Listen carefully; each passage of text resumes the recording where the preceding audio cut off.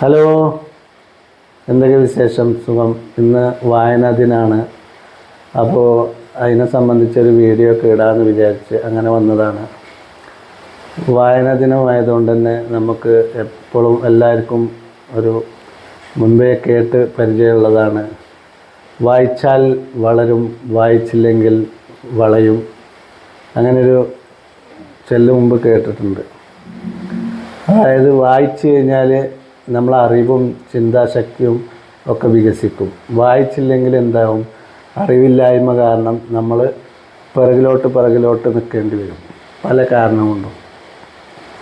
അപ്പോൾ ഇത് പറഞ്ഞു വരാൻ കാരണം ഞാനൊരു വീഡിയോ കാണാനിടയായി.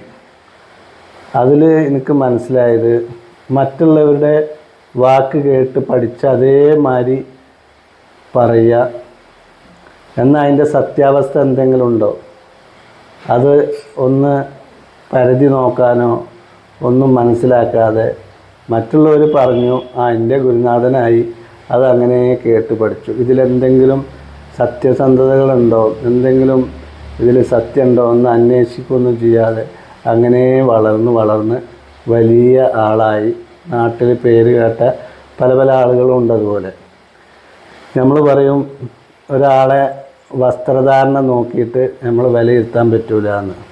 അത് കറക്റ്റാണ്. തെരുവിലെ കള്ള് കുടിച്ച് നടക്കുന്ന ആളുകളും നല്ല വസ്ത്രം ധരിച്ച് മൈക്ക് കിട്ടിയാൽ പറയുന്ന ആളുകളും രണ്ടും ഒരുപോലെ ആയിരിക്കും. പക്ഷേ വസ്ത്രധാരണയിൽ മാത്രമായിരിക്കും വ്യത്യാസം. അത്തരം ഒരു വീഡിയോസ് ഞാൻ നിങ്ങൾക്ക് കാണിച്ചു തരാൻ വേണ്ടിയിട്ടാണ് ഞാൻ ഇപ്പം ഇന്ന് വന്നത്.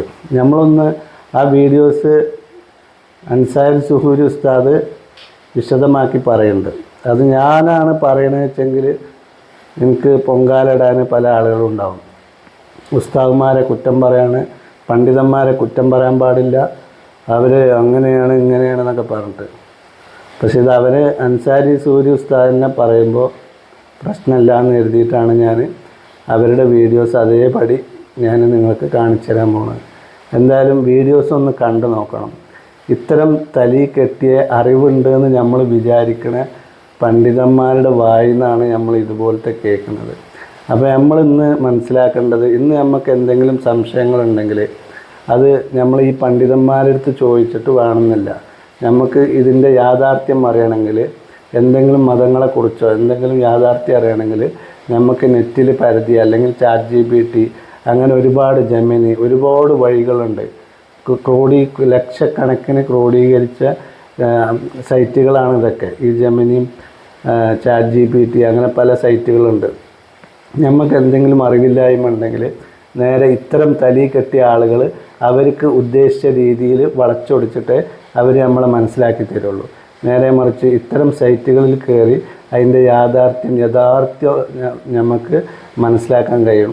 അതും കൂടി ഞാനിതിൽ പറയാൻ കാരണം എന്താണെന്ന് വെച്ചാൽ, ഇത്തരം പണ്ഡിതന്മാർ എന്ത് പറഞ്ഞോ അത് അതേപടി വിഴുങ്ങുന്നൊരു സ്വഭാവമാണ് നമുക്ക്. അണ്ണാക്ക് തൊടാതെ വിഴുങ്ങും. പക്ഷേ അവർ ഇത്തരം സ്വഭാവം അവരുടെ ബാക്കിലുണ്ട് എന്നുള്ളത് നമുക്ക് ഈ വീഡിയോസ് കണ്ടാൽ മനസ്സിലാവും. എന്തായാലും നമുക്ക് വീഡിയോസ് ഒന്ന് കണ്ടിട്ട് വരാം കേട്ടോ. ഈ കള്ളക്കൈവേറികളാണത്രേ, ഈ നിങ്ങളുടെ അനുയായികളായ ആളുകൾക്ക് കിട്ടുന്ന ഏത് തരത്തിലുള്ള ആത്മീയമായ ഉപദേശമാണ്? ഞാൻ ചോദിക്കുന്നത്, ഏത് തരത്തിലുള്ള ആത്മീയമായ ഉപദേശവും ആ ഉപദേശം സിദ്ധിച്ചവരിൽ നിന്നുള്ള പ്രതിഫലനം എന്താണ്? അതുകൊണ്ട് നീ പട്ടിയാണോ, നീ നായിയാണ്, കുറക്കുന്ന നായിയാണോ? അതുകൊണ്ട് തെരുവുകളിൽ കുറക്കുന്ന നായികൾക്ക് മറുപടി കൊടുക്കാൻ ബഹുമാനപ്പെട്ട പേരോട് ഉസ്താദ് പോകില്ല, പൊന്മോൾ ഉസ്താദ് പോകില്ല. എനിക്ക് മനസ്സിലാകുന്നില്ല, നിങ്ങൾ ഏത് മതക്കാരാണ്? നിങ്ങളുടെ മതവേദ? നിങ്ങൾ സത്യം പറഞ്ഞ നിങ്ങളുടെ സിദ്ധാന്തം ഏതാണെന്ന് പച്ചക്കങ്ങ് പറഞ്ഞാൽ കുഴപ്പമില്ല. നിങ്ങൾ ഏത് സ്വാമിയുടെ അനുയായികളാണ്? എന്നിട്ട് പറയാണ് ഞങ്ങൾ അല്ലാഹ്, ഈ തൊള്ളോണ്ട് അല്ലാഹ്, എന്ത് നിനക്കൊക്കെ എന്തല്ല, നിന്റെയൊക്കെ ഇവിടെ നിന്നോട്ട് ഇറങ്ങാത്ത ദീനാണത്. ഇല്ലെങ്കിൽ അരപ്പാളി ലക്ഷണം കെട്ട പഹയാ ഒരു കാര്യം ആലോചിച്ചോ.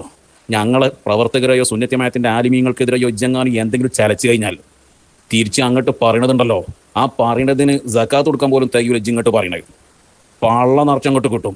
എല്ലാത്തിനും ഞങ്ങളുണ്ടല്ലോ പരസ്യമായിട്ട് തുണിയൊരിക്കും. ആലോചിച്ചോളിണ്ടേ, പള്ള നിറച്ചല്ലേക്കാരം കിട്ടുക. എനിക്ക് പള്ള നിറച്ചും അതിൻ്റെ പിന്നെ കുറച്ചും കൂടെ എൻ്റെ കുടുംബത്തിൽ കിടക്കും കൊണ്ടുപോകാൻ മാത്രം കിട്ടും. ആലോചിച്ചോളിണ്ടേ. ഏരപ്പാളി ഇതൊക്കെ സുന്നത്യമായിട്ട് പറയാൻ നടക്കണല്ലേ? നീ ഒരു വിശ്വാസം, ഒരു മതപണ്ഡിതനല്ലേ, സഖാഫിയല്ലേ? ഇവന്മാർ ഈ പറയുന്ന എന്താണ് ഇപ്പോൾ ഈ പാടിയത്? നിങ്ങളെക്കൊണ്ട്, നിങ്ങൾ ഈ നടത്തുന്ന പ്രഭാഷണം കൊണ്ട് കുറേയേറെ ചെറുപ്പക്കാർ മുറുത്തദ്ധാവും എന്നുള്ളതല്ലാതെ അള്ളാഹുവിൻ്റെ ദീനിന് 10 പൈസ നയാ പൈസയുടെ ഗുണം നിങ്ങളെ കൊണ്ടില്ല. ഏതെങ്കിലും ഒരു മനുഷ്യൻ നിങ്ങളോട് നിങ്ങളുടെ ഈ വർത്തമാനം കേട്ടിട്ട് അൽഹംദുലില്ലാ എനിക്ക് പരിശുദ്ധമായ ദീൻ മനസ്സിലാക്കാനും പഠിക്കാനും പറ്റിയെന്ന് പറഞ്ഞ ഒരു ഉദാഹരണം കാണിക്കാൻ കഴിയും? ഒരു ഉദാഹരണം പറ്റുമോ? നിൻ്റെയൊക്കെ വായിന്ന് എന്താണ് ഈ വരുന്നത്? നിനക്ക് നാണം തോന്നില്ലേ? എടാ, ഇതിപ്പോൾ സത്യം പറഞ്ഞാൽ നിനക്ക് കോഴി ഇറച്ചിയും കോഴി ബിരിയാണിയും അതുപോലെ തന്നെ ഇവന്മാരെ കൂടെ ഇങ്ങനെ നടക്കുമ്പോൾ വണ്ടിക്കൂലിയൊക്കെ കിട്ടും. കുറച്ച് കഴിയുമ്പോൾ കാലാന്തരത്തിൽ നിൻ്റെ ആരോഗ്യവും നിൻ്റെ ഈ തൊണ്ടയൊക്കെ ക്ഷയിച്ചു കഴിഞ്ഞാൽ എടാ ഇവരൊക്കെ നിന്നെ മൂലക്കാക്കും. നിനക്ക് നഷ്ടം, നിൻ്റെ ഈ പോയ കാലം മുഴുവൻ നഷ്ടമായിരിക്കും. ചിന്തിച്ച് പ്രവർത്തിക്കാൻ നോക്കി. ഇവന്മാർക്ക് വേറെ പണിയിൽ ദുർവാശയില്ലാതൊന്നുമില്ല. വീഡിയോസ് കണ്ടില്ലേ? ഇതാണ് അവസ്ഥ ഇന്നത്തെ. അപ്പോൾ വീഡിയോ കണ്ടു കഴിഞ്ഞാൽ മറ്റുള്ളവർക്കും ഇത് ഷെയർ ചെയ്ത് കൊടുക്കുക, ലൈക്കും കമൻറ്റും ഇടുക. നിങ്ങളുടെ അഭിപ്രായങ്ങൾ എന്തായാലും കമൻറ്റിൽ അറിയിക്കണം. മറ്റൊരു വീഡിയോസുമായി വീണ്ടും കാണാം. നിങ്ങളുടെ സ്വന്തം ഇല്ലു റോസ്. ഓക്കെ, അസ്സലാമു അലൈക്കും, ബൈ ബൈ.